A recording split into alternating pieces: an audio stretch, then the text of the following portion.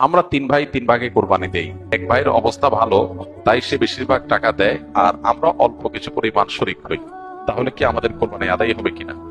এটা একটা গুরুত্বপূর্ণ প্রশ্ন। কোরবানি দেওয়ার ক্ষেত্রে বিশেষ করে যখন ভাই ব্রাদাররা মিলে কোরবানি দেন, তখন এরকম পরিস্থিতি তৈরি হয়। একটা গরুর দাম ধরেন 70,000 টাকা। তো এক ভাই, তার উপার্জন অনেক কম, সেজন্য সে 5,000 টাকা দিস, আর বাকি টাকা যেটা আছে সেটা হয়তো বাকি ভাইরা দিস।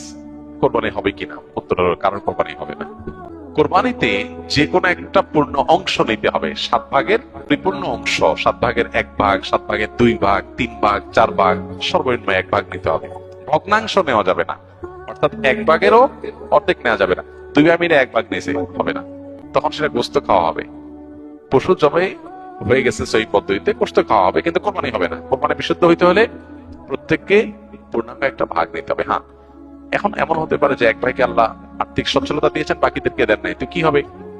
তখন সচ্ছল যিনি, তিনি তার পক্ষ থেকে কোরবানি দিয়ে বাকি সবাইকে, সবার পক্ষ থেকে দিবেন যে ঠিক আছে, তোমার পক্ষ থেকে একটা শেয়ার, তুমি টাকা দিলা না, আমি তোমারটা দিয়ে দিলাম, এটা হতে পারে। অথবা আরেকটা হতে পারে যে ঠিক আছে, তুমি অল্প টাকা কামাই করছো, মাত্র 5,000 টাকা আছে, তুমি টাকা না দিলে তোমার কাছে ভালো লাগতেছে না, তুমি টাকা দিলে তোমার কাছে খুশি হবে, তো সেক্ষেত্রে 5,000 টাকা তুমি আমাকে দিয়ে দাও।